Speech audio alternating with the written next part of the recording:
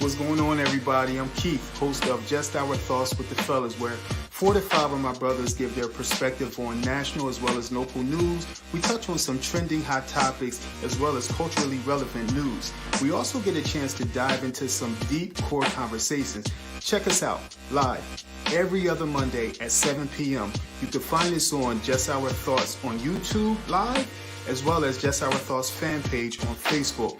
Also, please don't forget to follow us on IG, JOT with the Fellas. What up, fellas? What's going on? Hey, what's going on? What up? What up? What's going on? What you got, man? Man, we looking to get this weather. This weather is starting to look good, man. The spring is coming, man. It's feeling good, man. The sun is staying up a little bit later as well, man. Yeah. Y'all excited? Y'all got any plans this spring coming up? Yeah, man. I'm trying to get ready, man. I like to do some traveling, man. So, I'm lining up my trips, man. If you got, I like to do that Ocean City, Maryland piece. Yeah. Dutch Wonderland, kids, Hershey Park, and then I'm going to Aruba, man, in August, man. Dutch Wonderland. Yeah. Well, that Lancaster. I got little kids, man. Oh yeah, I know. You gotta take that's it down it for me, man. What you got, Ward? What you got going on? Hey, I ain't got nothing going on. I'm just hoping to go back to work soon. Okay. That's all. That's all. Yeah. Since the weather is breaking, I see there are some more jobs coming up. So yeah. Well, I saw some. I was looking at some events. Y'all know I love my food fest that's coming up, man, and my wine festivals, man. So I was able to put them in my calendar and see which ones I wanted to go to. I'm looking forward to some good food this spring. Interesting enough, I wanted to throw out there at y'all. We were sitting around in the house one day, and I wanted to throw this out there to y'all about. It was a special on cleaning chicken. The question was, do you clean chicken before you cook it, or do you not clean it before you cook it? Ward, you cook chicken for my barbecues all the time, and I know how you get down. So what you think? Man, gotta get that water running. Man, I got my knife, and I'm plucking whatever feathers are left, and I'm making sure cleaning the extra fat, and I'm all about cleaning. Definitely. Yeah. I'm washing off everything. Yeah. Hey, Ward, do they still have the feathers still on there though? I thought that was years ago. You talking about back in the 80s? Well, no. Where you getting your chicken from? Where you getting your chicken from? When they still got I'm feathers? dead serious. And I'm just saying, man. You might have a little bit of quill hanging out. I got you. Not like a whole feather. You know what I mean? Right. But you never know. Some places you do. You always gotta. I don't want to feed nobody. Somebody start choking on a quill. Right. Yeah. Hey, listen, I'm always washing the chicken, man. I mean, I have to, because I'm thinking about the whole bacteria things. Real quick, shout out to Anthony Evans. Today is his birthday. Tony E. Happy birthday, Tony. Happy birthday, Tony E. Yeah, so I'm always washing the chicken, man. Sometimes I'll just let that thing soak in the water, man. But one point I wanted to make about a wood, what do you call it? The wood chopping block. They said stay away from them, man, because sometimes if you use those, the bacteria soaks into that wood, man.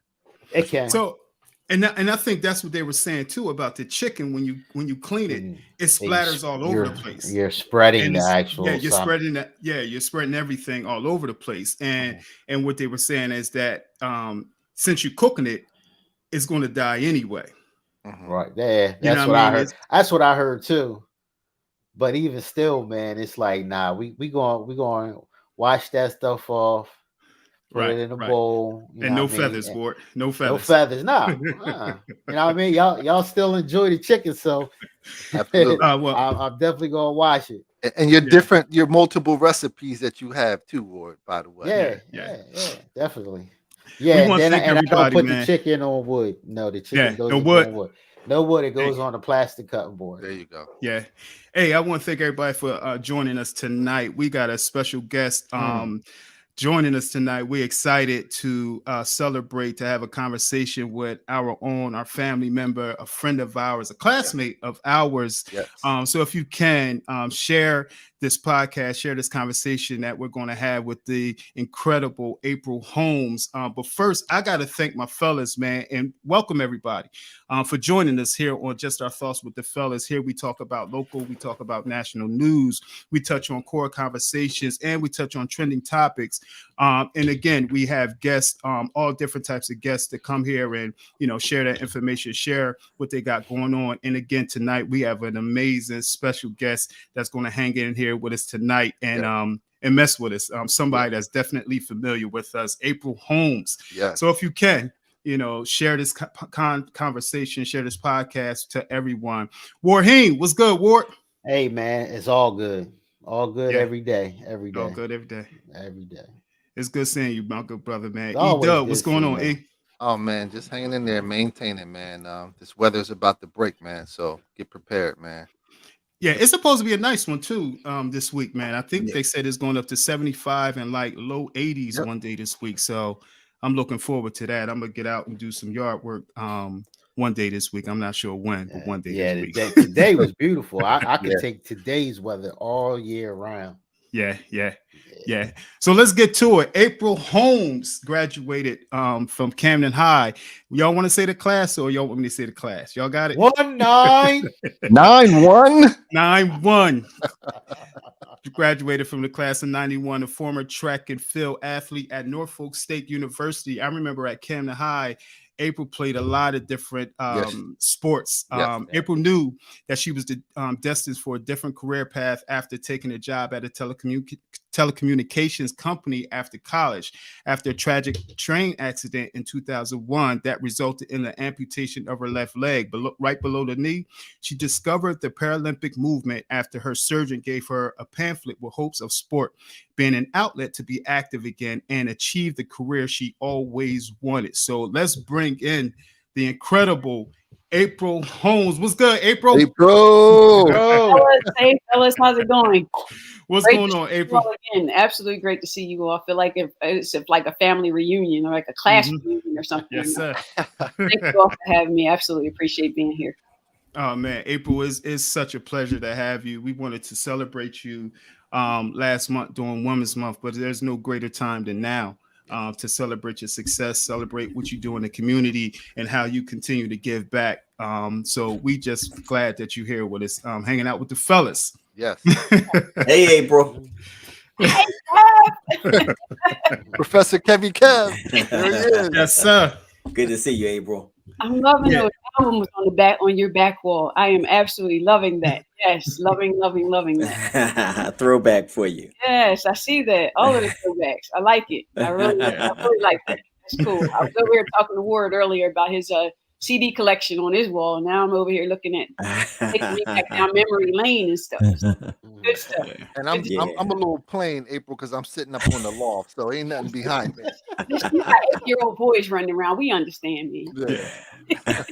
April, them things would be on the floor if he had something up. So April, tell us a little bit about, how you became the athlete that you are. And as a child, was it something that you was always interested in? Was it something that you seen, or where was that love? Where did the love come from? I was running away from piano lessons and ballet lessons. That's what I was running away from. Really? I was convinced if I did another nutcracker, I was going to lose my mind. Those ballet shoes hurting me. I don't know anything about what I'm talking about, probably. But nevertheless, this young little girl is running around and being shoved into those classes and shoved into those little pink, cute ballerina shoes that hurt your toes all the time. And between ballet lessons and piano lessons, my mom believed just keep kids busy, they'll stay out of trouble kind of stuff. Right. And so she threw us in everything imaginable. And I was running away from them. That's why I ran so fast in track and field, because I was running away from ballet and piano lessons. That's my story. I'm sticking to it. That's what you're gonna stick to? I'm sticking to it. I know a little something. I have a 17-year-old daughter, and she used to be in dance. She loved it. I'm trying to get her back into it. But like you, she ran away from it, but she ran the cheer. Listen, she if you read a chair. A couple days in those classes, you might run away from them too. Yeah. Everyone has their thing in life. That I just realized for me that wasn't like the arts wasn't my thing. It just wasn't my thing. Instead, I just had a different competitive spirit about myself. And the second I got out the track and to the track and started running, I'm like, wow, this is what competition feels like. And I was pretty young. I had to be around 6, 7 years old or so.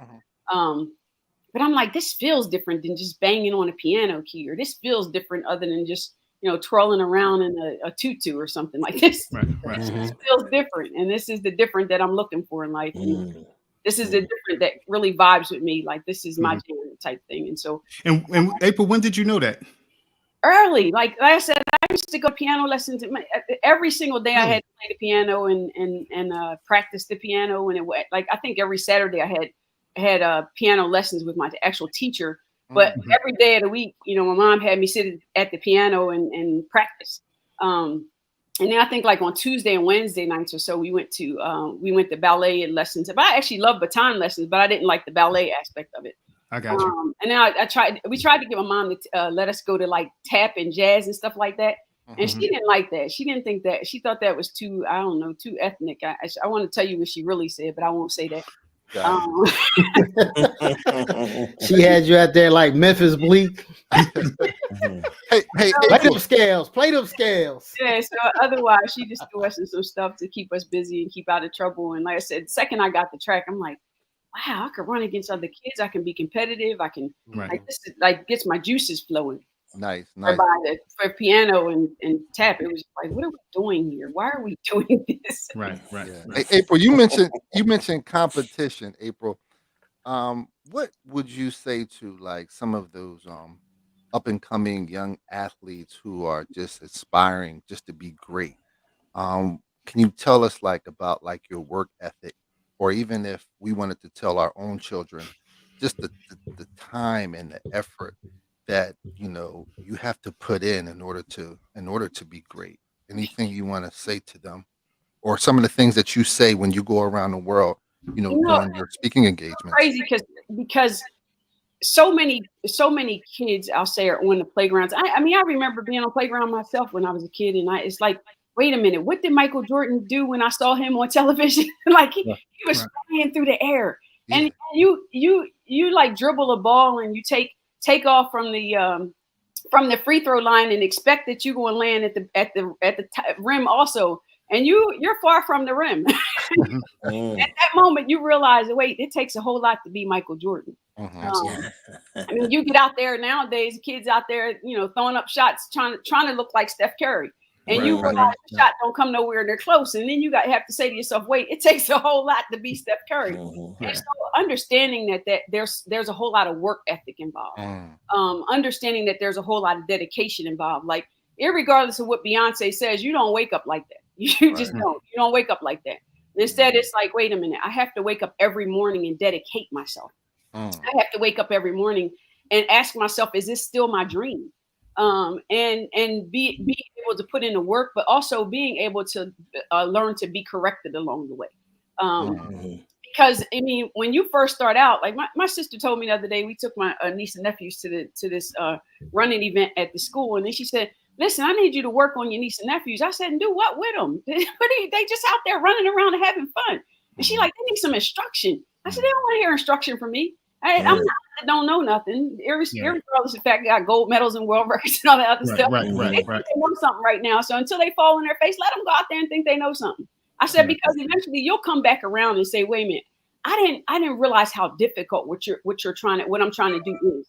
And now that I know that you have a blueprint to it, or now that I know that you have been successful, like, can you help me?" A lot of times kids don't want to hear what you got to say. I just want to be out there thinking I could be Steph Curry. Okay, all right. Well, sit out there and think you could be Steph Curry and still keep throwing that ball over toward that net and seeing it never even hit the rim. You'll go find someone to help you. You'll be so discouraged. You'll go find someone to help you. And so I always encourage young people to go find a mentor. There is literally someone doing something which you love to do. There's someone on this planet. They may not even be in your neighborhood, but you have access to the phone to go look up dances, and you have access to the phone to look up TikTok, all those kind of things. Well, access your phone and look up some stuff that somebody gonna teach you something that you really want to learn. Yeah, good to see you, April. It's great to see you. So, Norfolk State University, track and field athlete. Competing at one of the highest levels, historically Black University. Yes, sir. Tell me a little, tell me a little bit about your experience at an HBCU and competing at a high level in athletics. What was that experience like for you? I may have gotten to Norfolk State and lost my mind had it not been for my track coach. I mean, she was literally an extension of my mother. And still to this day, when I talk to her, she's an extension of my mother. Like she really, really is. And I almost feel like because we all went to a predominantly, I'll say all, I'm not going to say predominantly, we went to an all black high school, right? And so in all black high school, you had structure, right? So then you go to an all black college. Yeah. There is no structure. There's nobody telling you you have to go somewhere. You have to do this. You have to do this. So my coach became the structure. And had it not been for her, my mom literally left me there. We had a meeting with the coach Coach Sweat before she left. And my mom said to Coach Sweat, and I still remember this today. My mom said to Coach Sweat, listen here, if you need to beat her, then beat her. Hell out of her, slap the hell out of her. I'm like, Mom, I don't know this lady. Listen, we're not Harpo over here. You told Coach to beat me. She said, listen, she said, I'm not here. And so whatever you need to do to get her to graduate, then do it. And so she became that person that literally like pushed me all the time, like pushed me, pulled me, drugged me along. To me, she didn't care. She just made sure I went to college. I went to classes when I had to go to classes. She made sure I turned in assignments I was supposed to turn in. She made sure, even as it related to my scholarship, that I showed up and did the best job that I could possibly do. So there was accountability there. Like I wasn't allowed to slip through the cracks. Whereby, unfortunately, there are so many that I remember walking down to the lobby in our dorm many times and seeing the same exact people downstairs in the lobby playing spades. That's an all-black college right there. It definitely is. Spade game going on. You want to sit down? No, I want to sit down. I want to go sit down in class because I want to graduate. And it seems like those same people who were sitting down in that lobby, getting the fresh game of spades going on, talking about I got 5 and a possible. They're the same people that needed a 5 and a possible, still trying to get the possibles to graduate.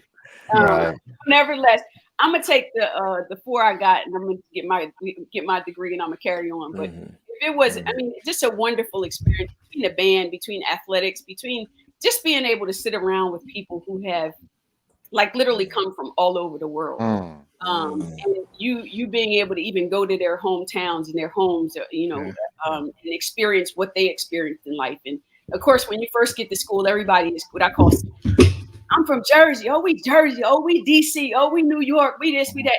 And then between like your sophomore year and junior year, nobody is still repping those areas anymore. It's like, behold, the green and gold. It's like, it becomes a thing. We used to be from there, but now we graduated from that place in life, and now we're together, and now we're all like focused on graduation and focused on like what our professional careers are going to look like. And so to see that evolution in people at HBCU is amazing, and I wouldn't trade that experience for anything in the world. Yeah. April, I went to a homecoming at Lincoln University. Probably in maybe 94, 95. And as we were going, that's where my good friend, Mr. Hall, went. And as we were traveling through the different dormitories, one of the doors was locked. And in order to get in, a guy that we did not know, who was a student there, pulled out a gun, bust the window, and let us in. He said, y'all can go right on in.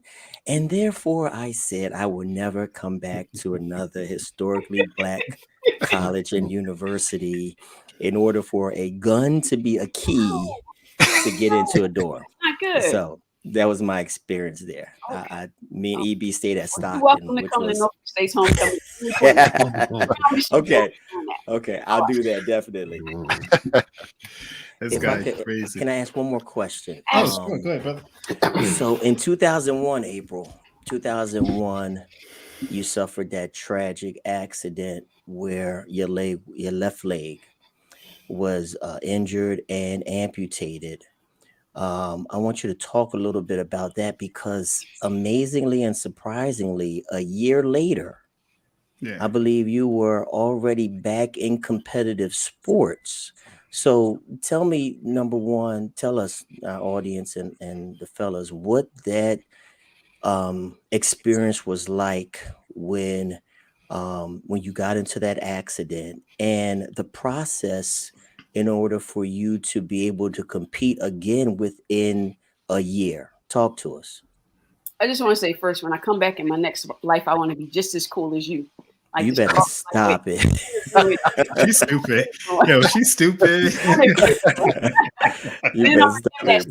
Voice that you ask the questions, and I'm gonna do that. Like in my next, I'm gonna be that cool. She's stupid. Listen, come on. That time was so, like, sometimes even when I think about it, or sometimes even when I talk about it, I still get chills, because I was literally in Philadelphia. My boyfriend and I were getting ready to board the train. We were headed to New York. We were at 30th Street Station. And I happened to be the last person to get on the train. As I got ready to get on the train, I ended up slipping and falling and literally fell underneath the train. And to this day, I don't know how I got there. I mean, if you even look at a train, you're like, there's not possible for anyone to fit between that space type thing. But nevertheless, somehow or another, I seem to have fit in between that space. And you know, I woke up. I would say I woke up. I mean, like before I knew it, I was literally trapped underneath of the train. I was laying underneath the platform with my leg actually trapped in my left leg trapped underneath the train. Like I said, don't know how I got there. All I know is that's where I was. Wow. And as I laid there, I was laying there for 17 minutes. And for 17 minutes, I literally laid there wondering if I was going to live and wondering if I was going to die. Yeah. And that was difficult to process. Like literally, like you're laying somewhere and, you know, not being even able to help yourself, because I couldn't. I mean, a few times I actually tried to lift my torso up and they're like, no, just lay back down. We got this. But one of the things I did, or a couple of things I did while I was laying there, is that I kept saying, and I started off the beginning of the interview even saying this to you all, that my mom always said, if you keep kids busy, they'll stay out of trouble. Well, as far as I was concerned, I was already in trouble. So then it became a thing of, okay, how do you keep your mind occupied? How do you keep your heart beating? Yeah. So in order to keep my mind, occupied, I kept thinking about, like, when I was a kid, I used to have snowball fights with my friends. I would pick up the snowballs and make snowballs. So it was some snow in very, very close proximity to me. And so I remember reaching for the snow and like making snowballs and just throwing them. Now, mind you, I'm laying on my stomach, making snowballs, just throwing them, all the while they're behind me, trying to figure out how to free me from this train. So I did that a few times, and I'm thinking about all the fun times I had as growing up as a kid with my friends and things like that. So I went from that literally to, okay, now how do you keep your heart beating?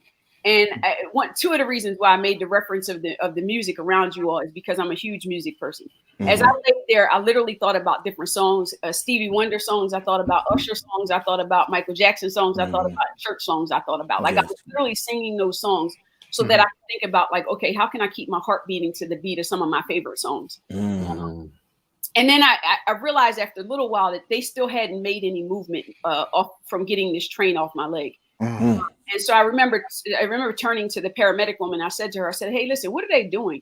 And she said, oh, they're trying to free you from the train. Like, they're literally trying to jack the train up. Now, I couldn't see the actual jack, but all I kept thinking it probably looked a whole lot like a jack that you use to jack up a car in order to change tires type thing. Nevertheless, after way too long of them trying to jack this train up, I said to the paramedic woman, I said, listen, can you tell them just to start the train up and back the train back off my leg? Like, that would be a whole lot easier, because I'm not sure how many songs I still have left in me or snowball. Yeah. Like, that way we can get to the hospital as fast as possible. And she looked at me real strange, like, this girl is trapped underneath the train and she over here telling us what to do. But never, I mean, I just knew what I had. I knew what I still had left in me, and I knew what I didn't have left in me. And so she relayed the message, and before long, I literally heard them start up the train. I still to this day could smell like the fumes from the train starting up. And I felt the train back off my leg. And before long, like, they flipped me over, put me on a stretcher, and loaded me into the ambulance. Now, I'll tell you that the strangest thing is that one of the ways I start off speeches that I've done all around the world is I tell people, in 2001, I heard 5 words that changed the course of my life.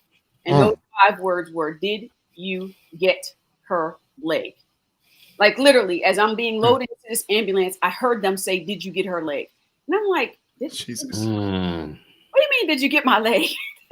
Like, I've been running track all my life with this leg. I've been, lived all my life with this leg. What do you mean, did you get her leg? Like, this is not a pair of shoes. We talking about a leg. Yes. So I'm like, April, you're hallucinating or something. They're not talking about your leg. You're gonna figure it out when you get to the hospital or whatever. So got to the hospital, woke up hours later, and a gentleman woke me up and he said, "Hey, I'm gonna take you to go see your family." And I was so confused by that statement because there was like, all I saw was white all around me. All I saw was like, lights and white. That's all I saw all around me. Black man waking me up, and I was like, okay, all right. I'm not sure what family I'm about to go see. This man is going to take me to see my family, because I didn't know if I lived or if I died, for that matter. Yeah. But when he got me upstairs, whatever, I kind of dozed off for a bit, whatever. But when I woke up again, like, my mom was on my right side of my bed, my cousin is on my left side of my bed, my mom's boyfriend is also on my right side of my bed, and so I'm like looking around, like, what in the world is happening? But I can't look too much because at the moment I have a neck brace on, so I can't look around but so much. But I end up looking at my mom to ask her a question, like, what happened to my leg? And I couldn't ask her because she looked like she had just seen a ghost. So I'm like, I can't ask her. Anytime I turned around to my cousin and I said, "Hey, what happened to my leg?" And she looked at me and she's like, "You'll be okay." I'm like, she didn't answer my question. So I said, "What happened to my leg? But what happened to my leg?" And she's like, "You'll be okay." I'm like, no, this is not sitting well with me. I still don't know the answer. And I got this stupid neck brace on, but and I don't know what happened to my leg. So I turned to her one more time and I'm like, "Son," I said, "what happened to my leg?" And we've been calling each other son for many, many years and whatever. That's a whole long story, but nevertheless, she gave me the same response that she had been giving me, which was, "You'll be okay." You'll be okay. And I'm like, okay, she's not answering me. So I'm gonna just help myself again and lift my head up and look down and see if my leg's still there or what happened to it and all this other stuff. Like, answer some questions for me. Yes. And I lift up and I look down, and where my left leg used to be, it was literally no longer there. Instead, it was a white cast. And I'm like, what? A white cast? Like, where are my toes? They were pretty. What happened to them? I need them back. And I remember turning to her and I was like, "You mean to tell me I'll never be able to run or play basketball again?" And she said, "You'll be okay." Yeah. What? Yeah. I've been like 5-6 years old, and now all of a sudden I don't have a leg. What do you mean I'll be okay? Like, this is the thing that took me around the world. These are the two sports that brought me the most joy. These are the two sports that like almost define what I've done in my life. Yes. And have opened so many doors for me. And you mean to tell me I'm gonna be okay? How am I gonna be okay and I don't have a leg? But she just kept saying, "You'll be okay. You'll be okay. You'll be okay." And I took what she said to be like medicine, almost, like every single day. Like, "You'll be okay. You'll be okay. You'll figure it out. You're missing a leg now, but the sooner you figure it out, the better off you'll be. Because if you lay here in this bed and cry, it doesn't matter how long you cry. It is never going to grow back. Like, never. It's never going to grow back. Wow. So you were over here trapped underneath this train, wanting to live, literally pleading to God about your life, literally saying, you have so much more to live for. So you can't be the person over here crying about the fact that, oh my goodness, I'm missing my leg. I don't know if I'm going to make it. I don't know if I could do this. I don't know if I could do that. No, you can't be that person. Instead, you got to figure it out. And guess what? I'm okay. Y'all over here looking at me. That's wow. Hey, April, I know. Here, that was a that's lot. powerful. Wait a minute. I need to breathe. No, in all the years I have known you all, I have never seen none of you all be speechless. And the fact that you all are speechless is because what's crazy? You took us through that moment, April. Like, I was like actually visualizing the whole situation as you were saying it. It was like you I was under the train with April. I was too. Yeah. And I was singing those songs with her. Yes. Yeah. Right. And I recall the story. I think April, was it a Saturday night or Friday? It was a weekend night? It had to be during the week, so it was either a Monday or Tuesday. Okay. I recall hearing that story soon after on the news. Yes. And for it to be as detailed as you tell us, the news didn't at no point give it the weight that you was able to relay that message. So I didn't know the entire, story. And I remember, I think we all at some point talked about it and remember, I don't know if we had text back there, but I do remember, talking about it and, having a moment, and saying some prayers. Now you dating it. Yeah. we ain't had I don't text know back about then. I was cool enough to have text back then, so I don't know about you, but I had. Hey, what's funny? What's funny about that whole thing? The flip phone, I had ran into you, April, not long before that happened over in Philly, and I think you were going in the Verizon building because it was back when the internet boom started hitting Philly, and I remember talking to you, and then it really happened. What were you really doing in between Norfolk and that time leading up to the Paralympics? Like, were you still competing? Were you playing ball? Nope. So once I graduated from Norfolk State, I literally okay, it's time to go to work. We up or something happened. Something happened. You still there? You're there, April. So I literally, when I graduated from school, my thought process, and even just the way the things that were instilled in me as a kid was use athletics to pay for your education. And it did just that. Athletics paid for me to go to Norfolk State. And so after I graduated, I never considered okay, you could this could be a professional career of yours. Instead, it's no, go get a job. Grown folk, go get jobs. Go get a job. Right. So I returned back to the Philadelphia area, expecting that I was going to get a job in communications, but those jobs weren't paying very much. I'm like, this is just barely above a college salary. I'm not about to take one of those jobs. Instead, let me go get a different job in a different field, whatever it takes. Let me go do it. So I actually took a job at Verizon, and I was working there. And I had several different jobs over the course of a few years while I was there. But one of the things that was interesting to me, it was none of those jobs were ever really fulfilling. They paid very well, but they weren't really for me what I wanted to do. And so I remember probably about a year before the accident, I began thinking about, okay, what else can you do? Because this is not going to be your life. This is not your life. And so I began literally praying and asking God, what is it that you want me to do? Why is it that I'm still here, around, what is my purpose in life, kind of stuff. And I used to pray and ask God, okay, if you give me a job in either sports or either entertainment where I can travel around all the time and meet people all the time, I would really, really, really appreciate it. And so that used to be my prayer, almost every single day, to the point that there was a time that I needed security clearance in order to get into my particular job at Verizon. And so I would scan my badge and then I would walk through the door. And then before the door shut, I would literally stop and start praying. I'm like, okay, God, you have me walking back and forth through this door for a reason. Can you please speak louder about what the reason is? Because I really need a job for either entertainment. I really need to be traveling around a lot. I really need to be meeting new people, that kind of stuff. I really need something different, God. But I don't know why you keep having me go through this cycle over and over and over again. And what am I not learning? And can you please speak a little louder? That was my conversation every day. One of my directors one day, he said, April, let me ask you a question. He said, why every day you come through this door, you you pause and stop and start praying? I was like, oh, I just say a prayer every day before I come to work. He didn't need to know what I was praying about. Exactly. I was praying God, can you speak a little louder? Because I hate my job. But nevertheless, that's what I was doing. I was just working. And then lo and behold, I get into this accident. I lose my job. And then I get a job where I'm literally traveling the world. I'm in sports and entertainment.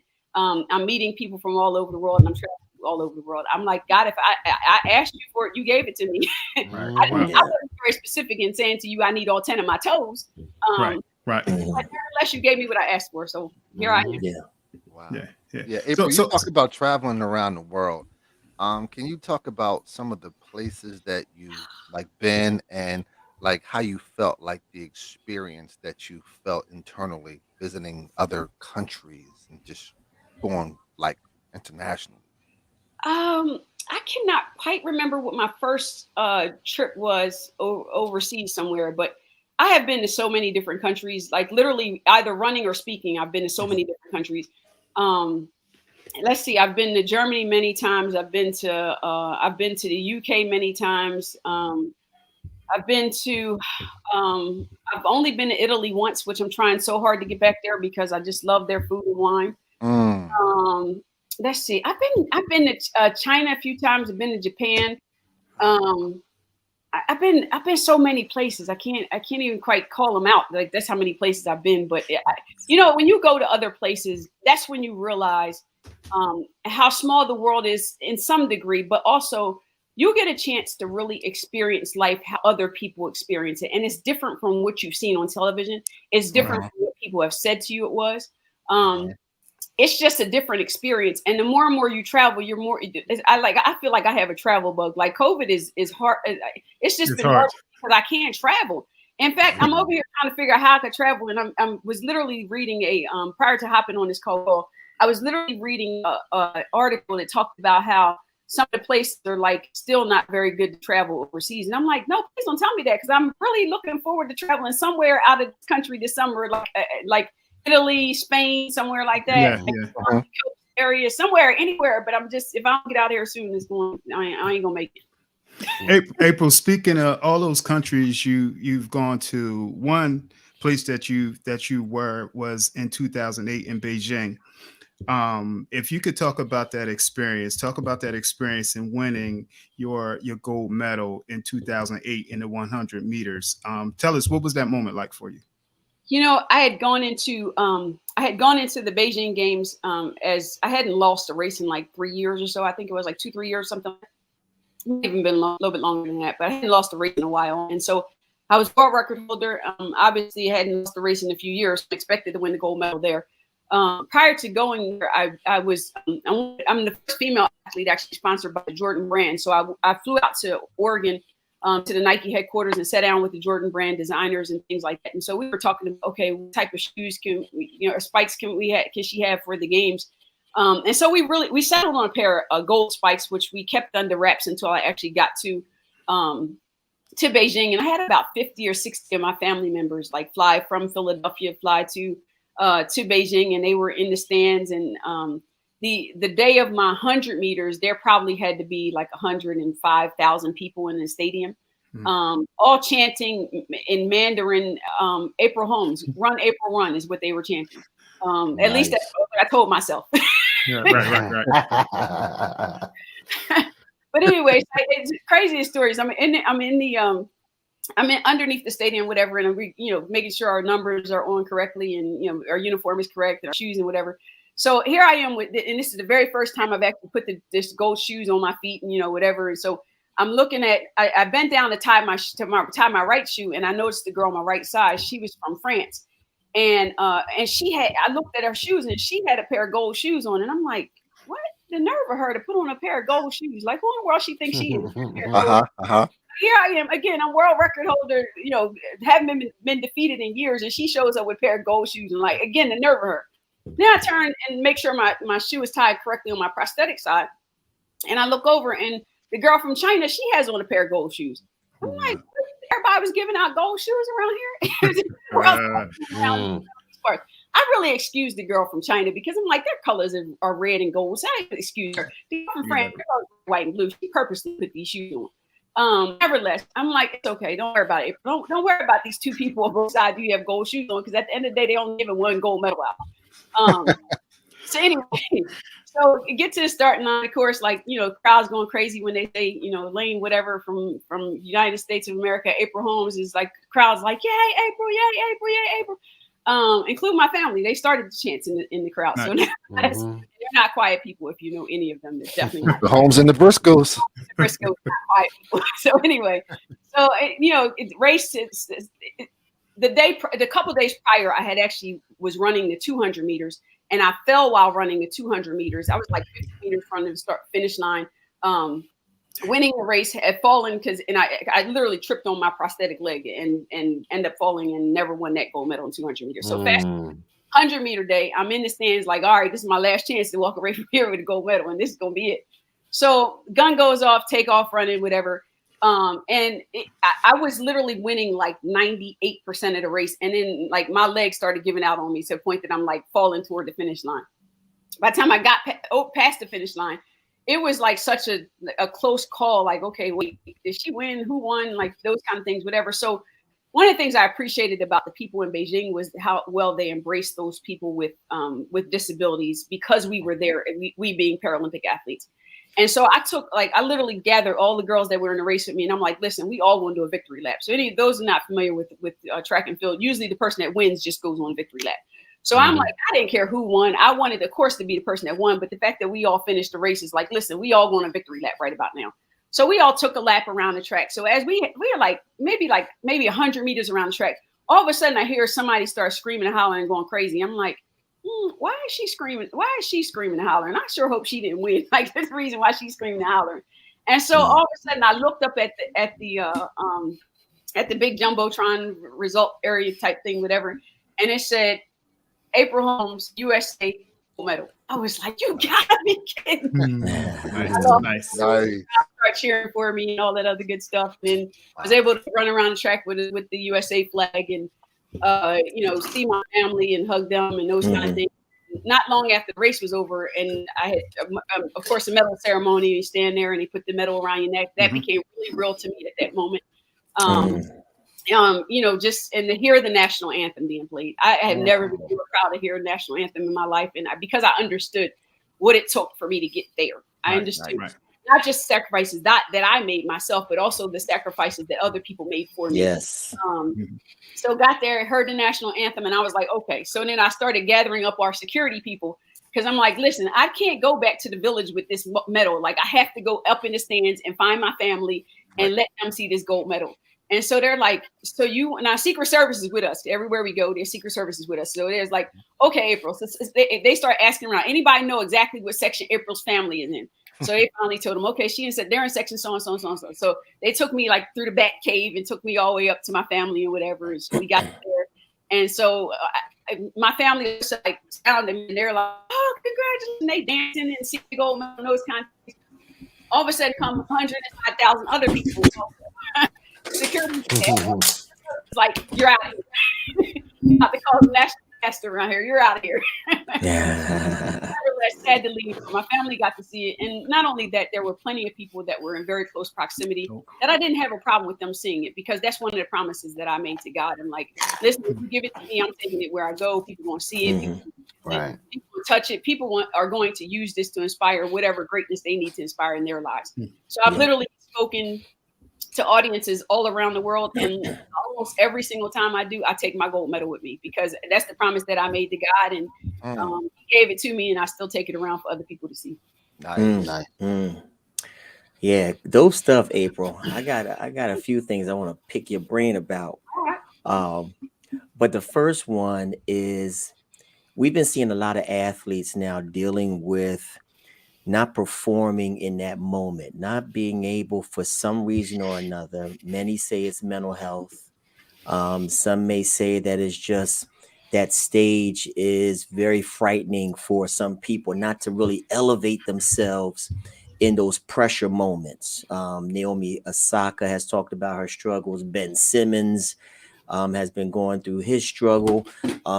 So just being able to perform in spite of some challenges, internal or external. I saw one clip of Naomi Osaka. She couldn't even finish the match because a heckler was sitting in one of the rows not too far from her, and she couldn't even finish the match. What do you say, or what do you think? And I know mental health has a lot to do with it, but what has been some of the ways that you've really been able to have tunnel vision and focus and be able to perform at the highest levels on the biggest stages? What's one key ingredient that you can attest to? For me personally, and I cannot speak to anyone else's struggles or challenges or what might work for them, but I can tell you what worked for me. Family. Because, and the reason I say family is because we got heckled often as growing up as kids. It was nothing to get heckled. So when you get heckled in your house, and when you get heckled like in your relatives' homes, and people shut up and stop crying and go back downstairs. Those type of situations, I personally believe, have prepared me for life. Because when the world starts to heckle me, you got a stadium full of people that's cheering something that's not your name. When you walk into such a hostile environment of a competitor's arena, yes. You got people waving stuff, saying stuff, things like that. If you have not conditioned yourself to that type of environment already, or if you not have been conditioned to that type of environment, sometimes that does seem a little daunting and seems insurmountable. But like I said, as a kid, I mean, we got heckled, we got beat, we got chastised. There's all people around us. I mean, in our household, you just can't be like, you just like. And I wonder so much. Was it a thing of when we in our house? I'll call it in our house again. I'm not speaking anyone else's house, but anyone in our house. Was it a thing of I need to prepare you for life? I need to prepare you for life after you walk out of this house. Once you do walk out of this house, because if you can prepare someone within an enclosed environment, then perhaps when they're in an open environment, their response may be a little different. Right. Again, that's my 2 cents from the way I that blueprint does not work for everyone. But it worked for me. And I'm greatly appreciative of the fact that listen, my sisters and I laugh and joke about this all the time. Like my mom would say to us, "You want to be funky? You want to be alone?" Like she would think that we would. She said, "You smell like outside." I think Black family the only people that think like outside is actual smell. It is a smell. It is a smell. Outside. You want to be funky? You want to be alone? Did you put on deodorant today? Like those kind of things happened in our house. So you didn't have like low self-esteem, or if you did, like you got over it by the time you got outside the house. And don't come back home crying and you didn't fight for yourself, or don't come back home crying and you didn't stand up for your cousin or your brother, sister, those kind of things. Like you wasn't allowed to do stuff like that. So again, I cannot speak to anyone else's issues, challenges and things like that. But what I can tell you is I credit my family for being the thing and the reason for why I was able to, I was literally able to get on the starting line. Hear a gun go off hear a track and field starter's pistol go off. And it was time to go running down the track, that is, as well as being able to cross the line and be successful. So that is a tribute to like the type of things that I was able to endure as a kid, and those type of things prepared me for that moment. It was nothing for even if your mom didn't slap you, your aunt slapped you, or your uncle slapped you, or somebody in church slapped you, it didn't matter. Somebody neighbor slapped you, slap them. They're not doing the right thing, slap them. Again, there are things that prepare me for life that I can't speak to someone else's challenges, but that is absolutely the reason that I attribute to my success today. That's good stuff right there, April. April, I wanted to, if you don't mind, I wanted to ask you about, so I recall you in high school playing basketball and how much you love basketball. And I would believe that you still follow, basketball so much. And when we talk about our WNBA players and their salaries in comparison to men's salaries, and, what's your thoughts behind how can these dope, amazing athletes, women athletes, man, at the top of their game, having to go overseas to play, to balance, their salary. What's your thoughts on that? And how do you think, it can be, made better for those women? The drastic differences in pay between men and women is not a unique thing to the United States. It's just not. It's not a unique thing to the United States. Is it unique to athletics? Maybe here in the United States, but overall, it's just not. And a lot of that has to do with media, because media rights pour a lot of money into male dominated sports. And so when you look at the WNBA over here, and they are literally raising money as opposed to being able to have partnerships that people are clamoring to sign contracts with in order to broadcast men's games, whereby the women's games is like, oh, okay, they're approaching people versus they're being approached. And so when you think about the millions and millions and millions that are poured into men's sports, if a lot wasn't poured in, so let's take it in exchange for our particular bank accounts. Now, Kev, everybody, Kevin Ward, everybody ain't loaded like you all, so you just gonna talk the average. What? So if you pour a whole lot in, guess what? You have a whole lot there to be able to spend, right? If there's not a whole lot poured in, then you don't have a whole lot to spend. Now you have to doing things differently. A whole lot of money being poured. I mean, billions of dollars being poured into say basketball. We'll just take basketball for instance. There's billions of dollars being poured into basketball in the NBA. There's not billions of dollars being poured into the WNBA. So when you don't have billions poured in, you can't expect to pay out billions. Right. And then the other bad part about it is when it relates to say I'll say the WNBA, you turn on the television and you have to literally search for where the WNBA is being played. Like there versus the NBA, you can find it on 5,000 channels and they advertise it 5 billion times. This matchup is going to happen on so and so day. Right. The WNBA draft is happening right now. Other than my app on ESPN, I don't think I heard too much about the WNBA draft. However, the NBA draft is not for 2 months. And you still about the NBA draft. Yeah, great point. Wow. So the unfortunate part is like the visibility. And then it's like the people who complain about the WNBA salaries not being paid. When was the last time you turned on your television and actually watched the game? Mm-hmm. So when you're not watching the game, no one's going to pay for the game to be broadcast. Right. Mm-hmm. So if you want to make a change, as Michael Jackson said, you got to start with the man in the mirror.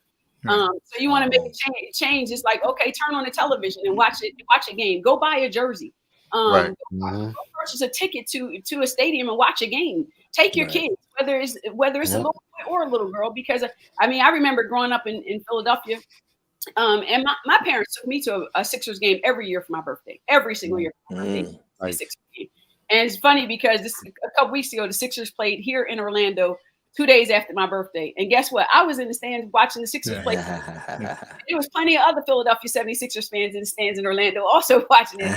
I mean, if you want female athletics to grow, well, then buy a jersey, watch a game, turn on the television, like literally be invested in and know their players just as well as you know the male players. That's only how how money begins to swing in their direction, because it's not good for our current state of women, but it can be great for our next set of women that become professional WNBA players. I know women's soccer is having the same issue. Go buy a ticket, go sit in the stands, go purchase a jersey, go know some of the players, do some research, look up some stats, so you just as well as you could be versed in the men's game, you could be versed in the women's game. So and the more people have that mentality, better sport, more sport will grow. Yeah, that's why I didn't get into curling. You said curling. Curling. It's not popular. Good sport, but it's not popular. He's stupid. Out there with a broom one Hey, April. We talked about you traveling around the world, right? I want to ask this question before one of the fellas beat me to it. You have met a lot of people in your travels and your journey, but I know where he's going. I want to know. Tell us about the experience of meeting President Barack Obama and the First Lady. I was looking at this picture of you, President Barack Obama, and Jackie Joyner-Kersee. Tell us about. Now, I don't know if that was the first time you met him, but tell us about that one on the South Lawn. Uncle Barack. I think if I'm not mistaken, I have a picture actually hanging up in my office. I'm trying to think if that was the first time I met him. I got the call that, hey, we need you to come to DC for a White House visit and something, whatever. And I ended up going to dinner with night prior to that with some other people, and they're like, listen, whatever you do while you're at this dinner, do not talk about this White House visit tomorrow, that you're going to actually meet the president and the first lady, because everyone at this dinner is not actually meeting them. They're just going to the ceremony or something on the lawn. And I'm like, oh, okay. Excuse me, we're out there on the lawn and we're just hanging out on the White House lawn, whatever, hanging out. And all of a sudden, somebody taps me on the shoulder and was like, April, can you come with us, please? And I'm like, oh, okay, this is the moment. Like, this is the moment. And first, like the night before, of course, I could not sleep. I just, because I couldn't figure out if I was more excited to meet him or her. Meaning President Obama and her meaning Mrs. Obama. And I'm like, am I more excited to meet him or her? Because she just seemed like she's like down or super cool, like your greatest aunt ever. And I'm like, right. I'm looking forward to meeting him or her more. I'm like, he's history, but like she feel like she like my homegirl, like type person. I'm excited to meet both of them, I guess, but I don't know if I'm more excited to meet. Nevertheless, we're in this room in the White House, and Jackie's standing next to me. Me and Jackie joined Kersey, that is. Jackie and I are talking back and forth, like, okay, who first are you? Name basis right there. Yes, because she's my coach. I used to be coached by Al Joyner, and so she's Al. Okay. And so I mean, that's Jackie to me. So that's why I had to clarify. Like, I'm trying to not refer to people as their first name, so you all know who I'm talking about. I'm like, me and Jackie are sitting there in the White House, like, okay, who are you more excited to be, him or her, him or her? And I remember being like, I don't know. And then all of a sudden you could hear their voices coming down the hall. And I'm like, oh, Jackie, here they come. Like, we're super like kids on Christmas Day, like, oh my goodness, here comes Santa Claus type stuff. And then she walked in the room before he did. And when Mrs. Obama walked in that room, I'm like, I just felt like my knees were about to buckle. She walked over to me and Jackie, and she was like, there go my girls. What? Like, we are girls now, Jackie. Yeah, right. So, I mean, she was the nicest. And we both stuck out our hands and like shake her hand. And I said, girl, if you don't come over here and give me a hug. Like, she pulled us in and like hugged us and like, she is so cool. And we had an exchange conversation. Of course, she had to move along. A couple other people in the room she had to go see. And then all of a sudden, she stopped and like looped back to us because he was coming in the door. And so, you heard him, laughing at somebody walking in the door or whatever. And then all of a sudden it's like, oh my goodness, there he is. My goodness, there he is. That's him. That's really him. And so he walked in the room and he was like, hey, how's everybody doing today? And he, he's doing the whole political thing and we walk around shaking babies type thing. It was only maybe about 7 of us in the room or so. It wasn't a lot of us in the room, but he was just as cool to me. I mean, I was just as excited to meet him, but it just a very, very surreal experience for me. It took me back to the very first time that I had met Michael Jordan. You see people who seem to be like the GOAT, not real, I guess. They seem like they're so untouchable almost.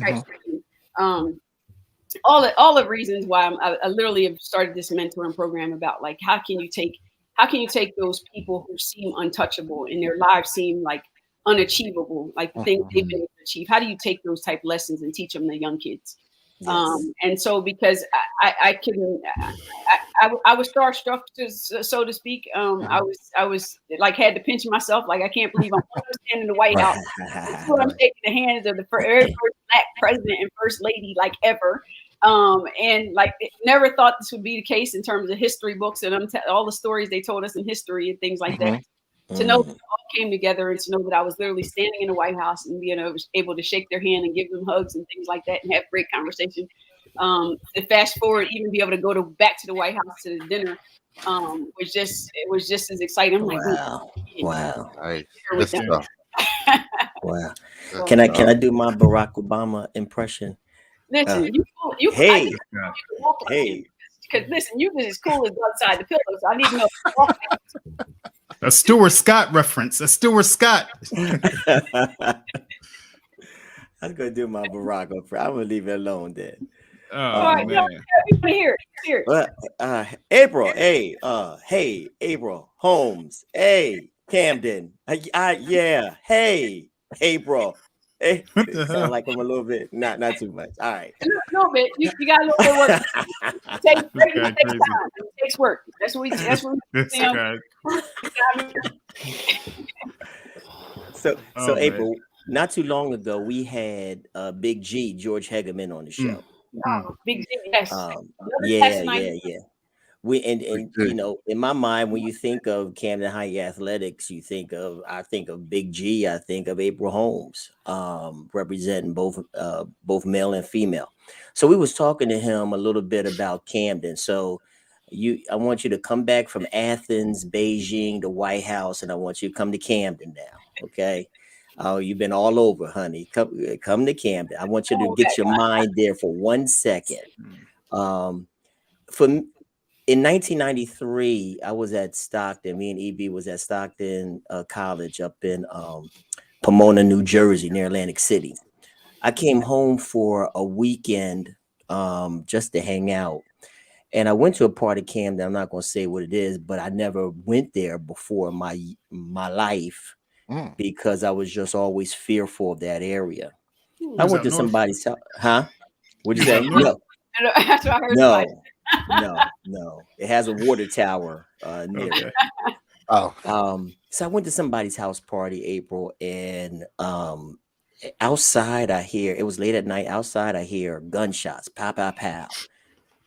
People don't know if it's inside or outside. So everybody runs outside to see exactly on the corner a boy shot in the head on his bike. And I'm just like maybe 5 feet away from him, you know, watching him possibly take his last breath. And I was like, you know what am I doing?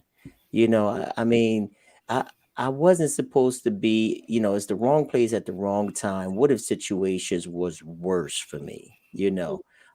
So I bring all that up to bring up the fact that we talked to Big G about how he was able to maneuver through Camden, because as much as we got Camden pride, there were some areas, some dangerous moments for us growing up in Camden. How were you able to maneuver? Was there any dangerous moments that you may have had in the city that you love so dearly? And how were you able to really maneuver to keep yourself from falling victim to maybe some of the things in the city that could have kept you from achieving success? You know, I'll tell you a secret that some of y'all may know and some of y'all may not, is that I've never lived in Camden. I actually grew up in Atco, yes. Well, you know, I know. So I believe I had the best of both worlds. You know, I was able to. I came to Camden High as a freshman because my coach, Coach Dahlia, was the track coach at Camden High at the time. Okay. So I was out attending Winslow or Edgewood, or Edgewood is, or used to be Edgewood, but now is now Winslow. I was actually attending that school, and my coach called my mom one day, and Coach Dahlia had been my track coach since I was a little kid. So he called my mom one day and asked her, he said, "Listen, I got the job over at Camden High. I want to know if April can come to Camden High." And my mom's like, "What?" I got my kid being raised in the suburbs, and you want her to come to the city, to the inner city, no less, and you want her to go to school where? At Camden High? I don't think so. This doesn't really sound like a good idea. And so he promised my mom that he would look after me. And so in his promise, he's like, I promise you, I'll look after her. I promise you, I'll look after her. So she called me downstairs, and she's like, "Listen, this Coach Dye on the phone. You know, he wants to know if you want to come to Camden High." And I'm looking at her like, "Are you okay? Are you about to let me go to Camden High?" And she's like, she said, "I tell you what," she said, I will let her go." And she told him and me at the same time. She said, "But the second her grades fall, she's out of there." And so every single day, literally, I would travel from Atco to Camden to Atco. So a lot of times I was literally on a public bus, the New Jersey Transit bus, going from Atco to Lindenwold Speed Line. And then I'd hop on the Lindenwold Speed Line and get off at Ferry Station. And then I'd go to the Ferry Station and walk to Camden High every day. So because people saw me walking, they just assumed that I was coming from somewhere in Camden that I went to school. I mean, that I lived. But the reality, again, is that I never did. However, I can tell you a crazy story about something that did happen to me. So I have plenty of family that lived in and around Camden. So when the weather was really bad and things like that, sometimes I spent the night at some of their houses. But for the most part, I went back and forth to Atco. But nevertheless, I went to one day I was leaving track practice. So you obviously know where the track is versus where the school is, whatever. One day I was leaving. I had to go. I must have left something at school. So I had to go back to school. So I'm coming back toward the track because my aunt lived right around the corner from the track. I'm coming back to my aunt's house, like passing the track, and I'm on the track side. So there's houses on one side, of course, track on the other. I'm on the track side. There's a gentleman that crossed the street. He was talking to himself or saying all kinds of stuff, whatever, out, and he's literally walking from those houses that are across the street from the track and football field. He's walking across the street. And as he's walking across the street, I'm watching him out the corner of my eye, but I'm also walking like as fast as I can alongside the fence. Well, he literally takes me and he's like dragging me across the street trying to get me in his house. Like, and he's doing stuff at the same time. Mind you, his car is going by the whole 9 yards, and I'm screaming and hollering for all types of help. Like, somebody help me. Help me. He's trying to kidnap me. Like, I'm screaming and hollering, like all types of stuff, whatever. So I'll say luckily, but his house had a few things that I could kind of hold on to. So he got me completely across the street. Wow. He had a fence. So I'm holding on to his fence like for dear life, and he's like still slinging me, trying to get my hands to come undone from the fence. So then he drags me up the steps, and I'm still like trying to figure out where I can hold on to, what I can hold on to, like everything. So then all of a sudden I'm holding on to the banister. So I'm holding on to this banister for dear life, because I'm like, if I let go of this banister, I know good and well I'm in his house then. Yeah. I ended up being able to free me from the banister. So I was like, okay, this is my last hope I got, because by then I was at the doorway. He got to the doorway, and he happened to hold his hand close enough so that I could bend down and bite his hands. I literally bent down, bit his hand like as hard as I could, and then I took off running. Like I literally took off running down the steps and took off running and ran around the corner to my aunt's house. Got around there to my aunt's house and told her what happened. And she called the cops. Cops came back around there or whatever, and they were like, okay, you need to go to the hospital, whatever you need, make sure you're okay. And of course, they end up picking him up, and Wow. I never knew that. That was probably one of the craziest things that have happened personally to me, like in Camden, like what I can say happened to me type thing. But yeah. Oh my God. Crazy story. Oh my God. Oh my goodness. Yeah. Wow. We're quiet again. We're looking like, wait a minute. Hey, I was being dragged across the street with April in the story. Just listening to it. It was so weird and so crazy because there was cars coming by. I'm like, anybody gonna stop? And nobody was helping you. Nobody stopped. Not one single soul stopped and helped. Folks was looking like, what's going on? Not a soul stopped. Not a soul stopped. But you know what? That's literally a reflection of just one day. And that was just one person that, as I look back on it, probably a person that had a mental illness. But I've had so many great and memorable times in and that one time is definitely has not stopped me from coming back to the city. Has not stopped me from cheering from the city. I mean, I've watched every broadcast of the basketball games. Playoffs this year, like, oh my goodness, no. So to see, like, to see Camden High and Woodrow Wilson be as victorious in the basketball as they have, and then the women's team, the 4x relay team came through and a state champion. All those lovely things, and the great people that come out of the city. George and I are two of people, but you all are also just the greatness that comes out of the city. And unfortunately, for I'll say for media purposes, a lot of times the bad light is shined. But there's so many great things. There's so many great people that come out of the city. I couldn't be more proud of saying from hey, I literally grew up in the city of Camden and went to Camden High, graduated from Camden High. So that people understand, like, listen, there may be bad things and bad times, but at the same time, there's so many great things that come out the city. Yes. April, good outweighs the bad. Yes. April, talk to us about your mentoring program. Whew, that's a whole nother. So I started. So it's called Hero Hangout, right? Okay. One of the things I realized from being a professional athlete, from traveling all around the world, is how often parents would ask me to talk to their kids about stuff. And so they literally were like, April, can you talk to my kid about this? April, can you talk to my kid about that? And I mean, I'm standing on stage doing a keynote speech for 45 minutes. I come off the stage and people are like, can you talk to my kid? I'm like, you don't even know me. And now you want me to talk to your kid? Like, what kind of person wants random people talk to their kid? So nevertheless, I'm like, okay, this can't only be happening to me. It must happen to other athletes also.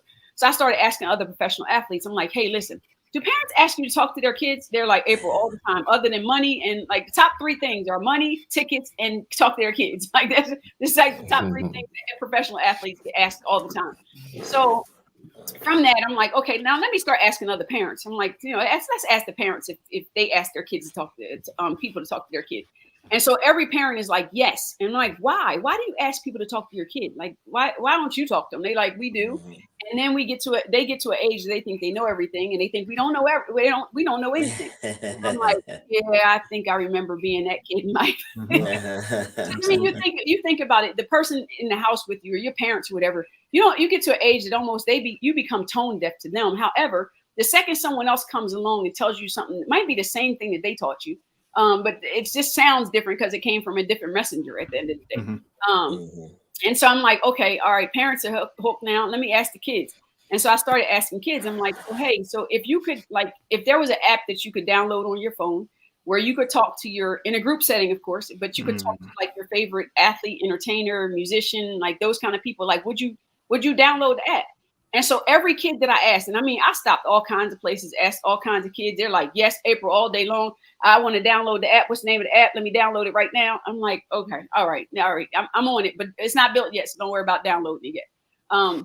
So myself and my 2 co-founders, we built Hero Hangout for exactly that reason, so that kids could have, could hear valuable life lessons, I'll say, from their favorite celebrities, athletes, entertainers, those kind of people. And so that those people could teach the lessons that they learned in life that helped them to get to where they are. So it's like, okay, you just can't, again, like we talked about when we first started off the broadcast, it's like, you can't just go to the basketball court expecting to be Steph Curry.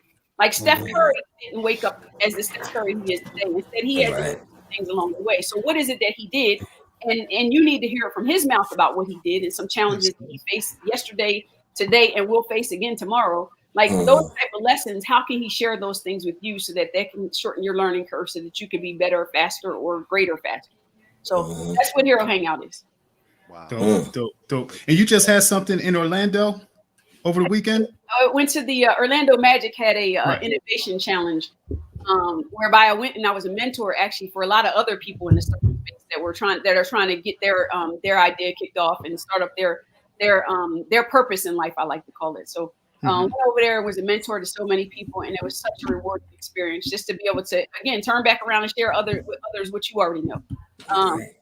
And, just the lessons and the connections that I made while I was there this weekend were truly fabulous. Yeah. April, before we wrap up, I got a couple questions. First, what's next for you? And if you can have a table of 4 people, past or present, and a glass of wine, who would those 4 people be, April? Whew. 4 people. Wait, you asked me the first question first. What's going on? What's next for you? What's next for you? Building and what I consider my purpose in life, and that is to continue to build Hero Hangout. Right now, we're at a phase where we're redoing the original app. So we put out an MVP, or what's called a minimum viable product. So we put out an MVP already, and it's not anything I'm proud of anymore. So we're rebuilding the app, and then we're also in the process of onboarding people who we call superheroes, which are basically the athletes, entertainers, people like that. So we're on a process of onboarding as many as we can so that we can do a major blast of our app and promotion and all those kind of things. So that's what I spend a whole lot of my time doing now if I'm not out motivational speaking. So that's that. That's a tough question about the 4 people. I only get 4 people. You have 4 people, April. You're the first person. Okay. You have 4 people. 4 people. She met everybody though. Like, she's Barack, the Pope. She done got everybody. Michelle Becoming. She was there when Michelle was writing the book.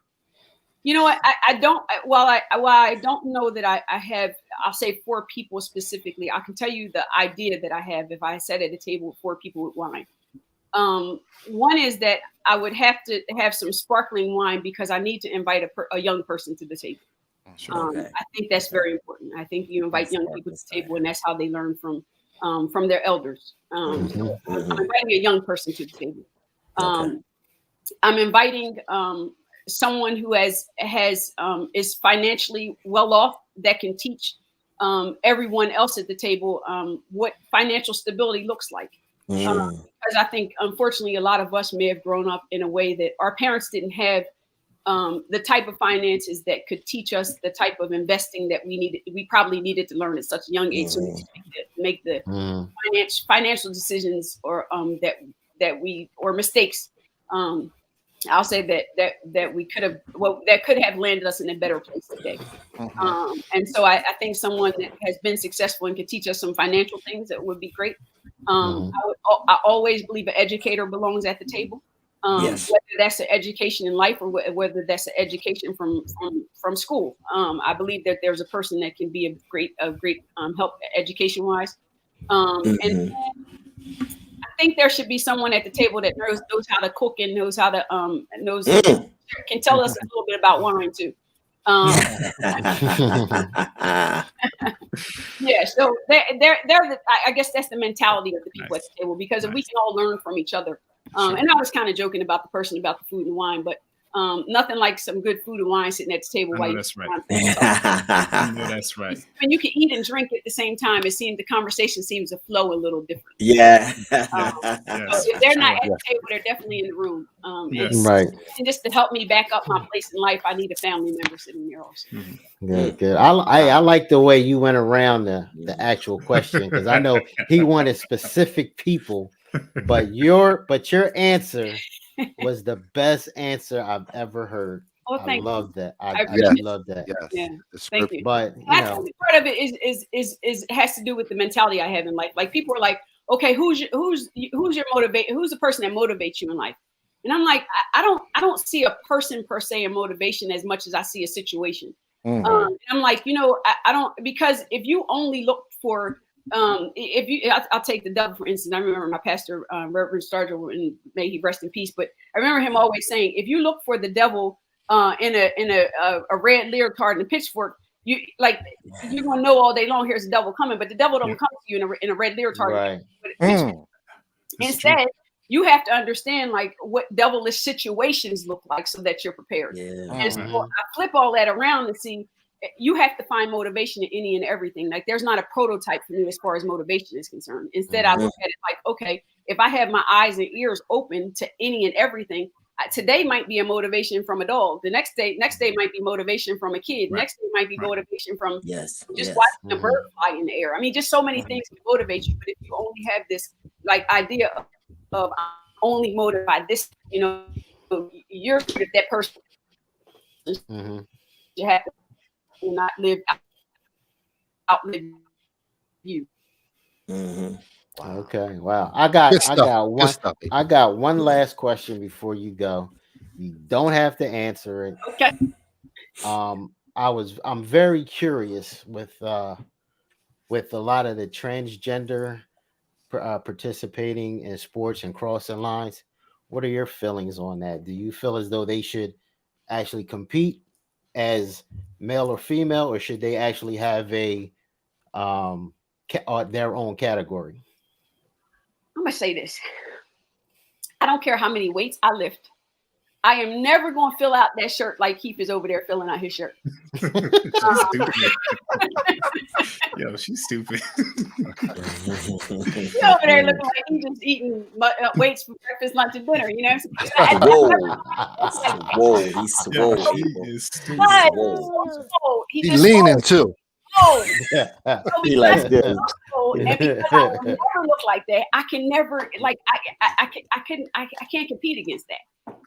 So I believe that genetically, we should all be given a fair chance. And I'm all about fair chances in life. And so genetically, I believe that men are built differently than women. And so if you just happen to choose, or maybe you might say life chose for you. I don't know how you landed that, but nevertheless, if that's what you're, if that's not the way you were born, I'll say, and you want to go in a different direction, then I believe you should be given a different lane. But it should not be there have been so many people that have fought for rights for women and continue to fight for rights. Right. And I just feel like in some cases, and not to name any one or the other, but in some cases, it almost makes women's rights take a step back when they're not playing when they're not competing on a level playing field that they can't compete against. Talent, talent, throw talent out the window. Because it has very little to do with talent as much as it has to do with, hey, I can't be as swole as Keith. I don't care what nobody say. I can't do it. I'm not going to fill out the shirt like he wants to fill out the shirt. So because I'm not, then I should be given one race and Keith should be given a different race. So whenever you're ready to line up, Keith, we can get it done. Yeah, you're too stupid. You're stupid. No, that's a great point though. Yeah, that's a great point. Now, definitely a great point. I didn't look at it that way, April. What, are we talking about how small you are? Is that no, just your point of being able to compete, just be given your own lane. Genetically it just doesn't match up, so I appreciate that. Good point, April. Yeah, like that. Yeah.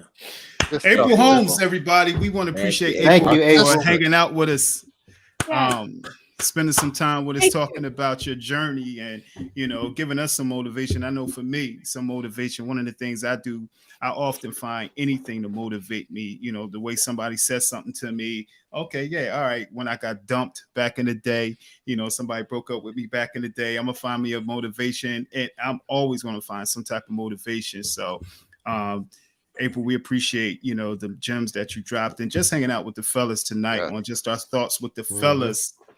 So what was it, EB? 1991. Hey, everybody, you can find our podcast, our conversation with April Holmes on Spotify, Amazon Music, on iHeartRadio, Apple Podcasts, YouTube, and it will be on our Facebook fan page. Go check out the rest of our content out. This is Just Our Thoughts with the Fellas. We appreciate it, everybody. Peace. Thank you, April. Bye-bye. April, love you, April.